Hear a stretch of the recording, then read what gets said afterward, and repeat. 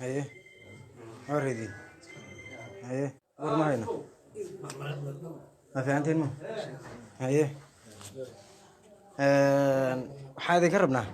horta soo dhawaada walaalaha inoo soo dhawaada wax dhibaato horta qalbigeena ka saara haddii ilaahay yiraahdo xogaa caqabada jirta kulley waad ka warqabtaan dadkuna waa wada dhashay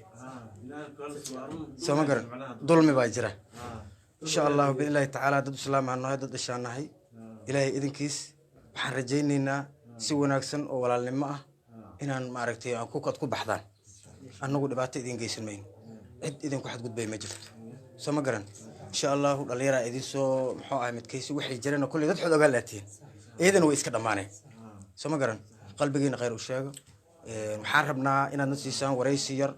oo magacyadiina iyo jifada aad tihiin iyo sidaa u kala tihiin inaad na siisaan aan gudbinaan rabnaa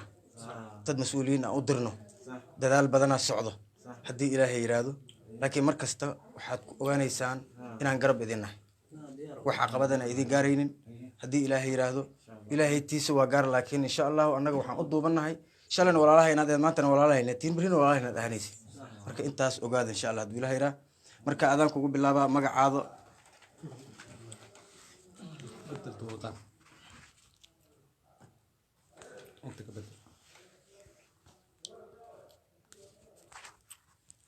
walaal magacaada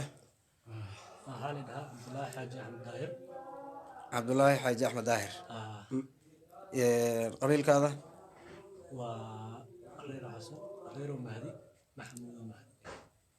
reerow xasan reerow mahdi maxamuud mahdi maasha allah maxaa intaad degan tahay reer beledweyne ay ka sataa maasha allah maxaa ka shaqaynaysa marka safaraan u joogaa meesha hadda la joogo aada umahadsan tahay adigana walaalka waxaa la dhahaa maxamed xasan nuur cabdiqaadir maxamed xasan nuur cabdiqaadir sheekh cabdiqaadir maasha allah qabiilkaada qabiilkii reer xasan waa reer xasan maasha allah reer mahdi ka ahay reer mahdi reer xasan mahdi qoladaha saaya reer xasan mahdi maasha allah reer beledweyne tahay beledweyne ahaya xaafadda ku dhashay xaafadan waa oo caalka alfurqaan ku dhegan maasha allah deganaa waliba reer bacadaha maya xaafadan oo caalka xaaji qurow si fiican alfurqaan alfurqaan maasha allah maasha allah hay walaalkay adna cabdiqafaar cumar xasan maasha allah reerow xasan reerow mahdi reer maxamuud mahdi dhammaan reerow mahdiyatiin isku jifaatiin soo ma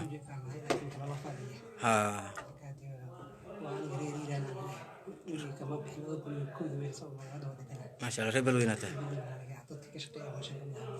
maasha allah tabar maxaa ka shaqaynaysay caafimaadka maasha allah qolada caafimaadka ka shaqaysa maasha allah doctor doctor maasha allah walaal soo dhawow insha allah haddii ilaah yiraahdo wax dhibaato ah maaragtay ma arkayno walaalkay adiga shaqadaada maxay aniga wax shaqeyn mahay waa iska ciyaalka xaafadda shaqeyn mahay maasha allah hooyada waayelaha meesha ku haya oo dika qabto reerna way degiin meesha marka ilaahay caafiyo insha allah soo dhawaada walaalayaal wax dhibaato ah ma arkaysaan haddii ilaahay yiraahdo qalbiga khayr u sheego insha allah aada umahadsantiin waxaasi maartaa muraaxadii waxaasna loo keenaa biyo waa ladin keenaa muraaxad waa ladin keenaa baashaala insha allah biidni illahi tacaala muraaxad